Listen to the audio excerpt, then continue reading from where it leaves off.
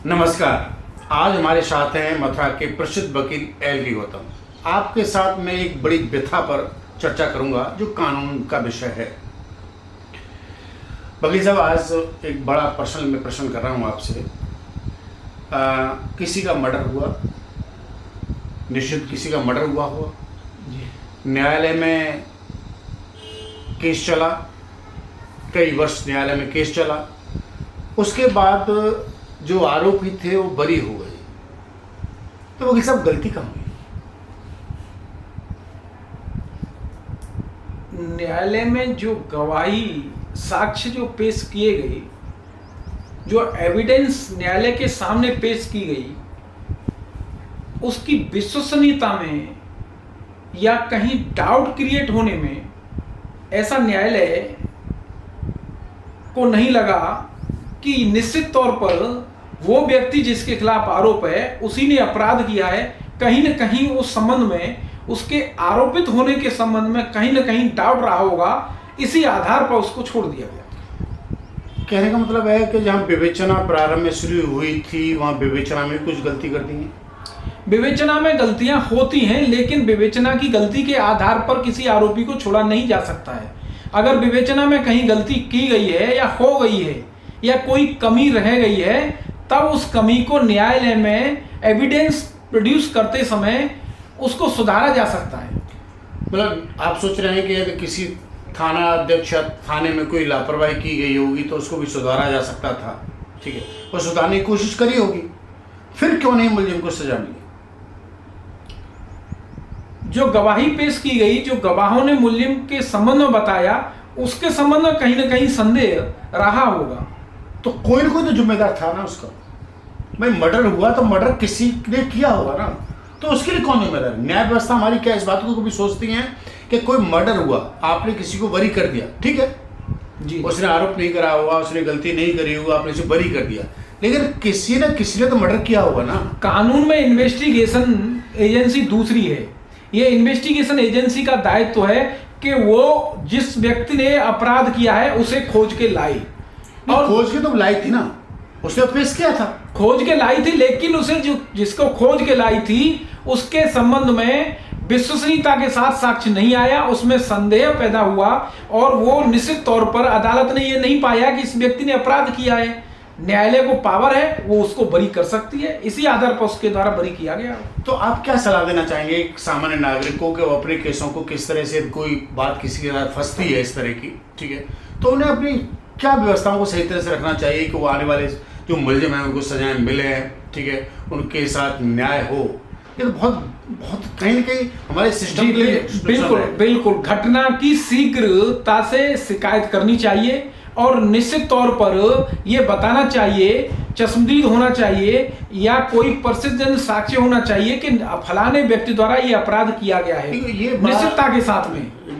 आप बात करें उस साक्ष्य की, कई ऐसी जगह होती हैं, हम ये देखते हैं कि किसी ने मर्डर कर दिया, ठीक है, रात में कोई मर्डर करके चला गया, वहाँ साक्ष्य की स्थिति तो बड़ी आश्चर्य की बात होती है। बिल्कुल आप ठीक कह रहे हैं कि रात में कहीं या घटना ऐसे समय ऐसी स्थिति में हुई कि वहाँ एविडेंस नहीं है, वहाँ प्रसिद्ध साक्ष्य कहते हैं, सर्कमस्टेंशियल एविडेंस होती है ये।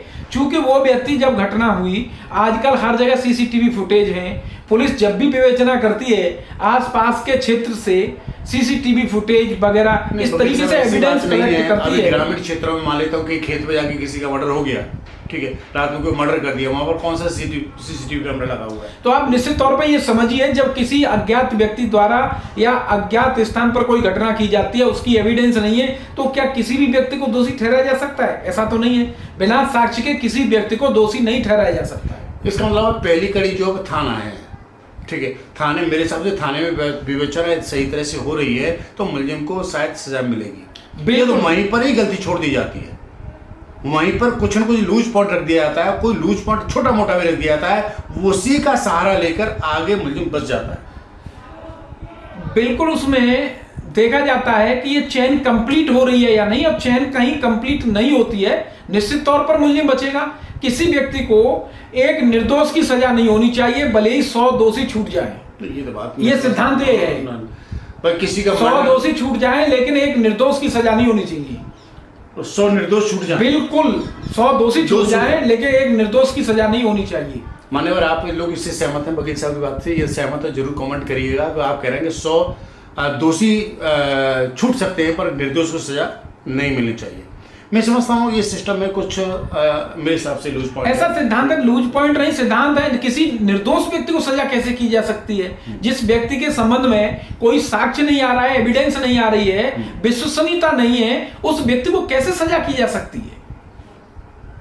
ठीक बात है कि सजा दोषी को ही मिलनी चाहिए, निर्दोष को नहीं मिलना चाहिए। लेकिन बहुत सिंपल सी बात है कि उसके लिए कौन जिम्मेदार है?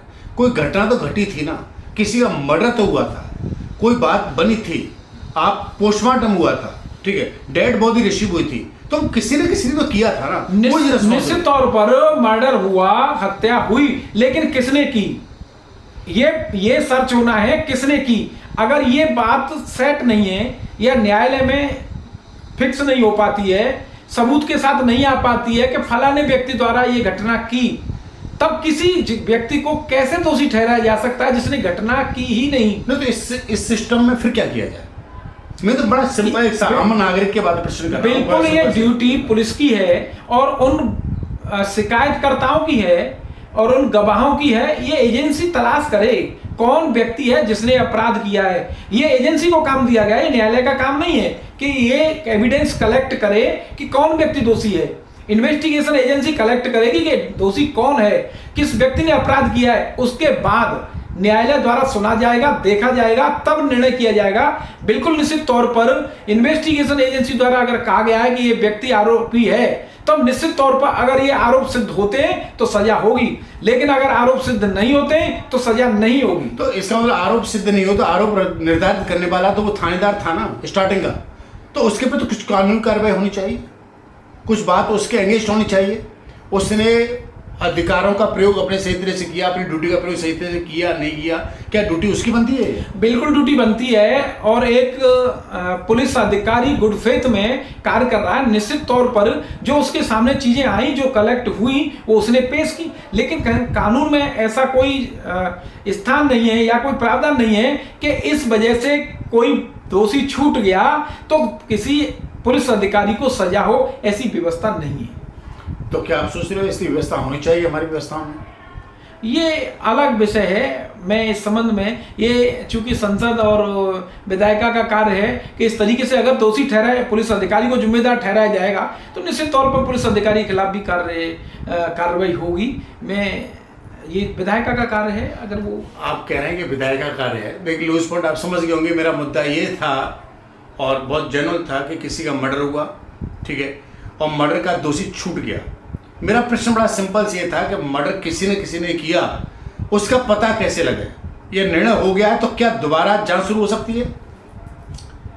दोबारा जांच शुरू हो सकती है अगर पुलिस को कोई ट्रायल हो गया और अगर पुलिस को कहीं कोई साक्ष्य मिला है कि असली मुलजिम कौन है। निश्चित तौर पर धारा 173 उप धारा 8 सीआरपीसी के अंतर्गत एक फर्दर इन्वेस्टिगेशन किया जा सकता है और किसी मामले में फर्दर चार्जशीट पेश की जा सकती है। 20 साल केस चला, 25 साल केस चला, 25 साल बाद पता लगा कि साहब आप निर्दोष हैं, मतलब जिस पर आरोप लगाया गया वो दोषी नहीं था, तो 25 साल बाद दोबारा ट्रायल शुरू किया जाएगा, दोबारा तथ्य प्राप्त करे जाएंगे, दोबारा गवाह ढूंढे जाएंगे। क्या ये संभव है? निश्चित तौर पर 25 साल बाद अगर कोई एविडेंस मिली है और डॉक्यूमेंट्री एविडेंस है, ऑरल एविडेंस है, अगर कोई मिली है तो उस संबंध में वो एविडेंस न्यायालय के सामने पेश होगी और वो आरोपी भी पेश होगा। निश्चित तौर पर उसका ट्रायल होगा। उसके बाद बंधुओं, आज हमारे प्रश्न को आप समझ गए होंगे। अपने बहुत गहराई से एक छोटी सी बात उठाने की कोशिश करी होगी। आपके इस पर क्या विचार है जरूर कमेंट बताइएगा। बहुत बहुत धन्यवाद।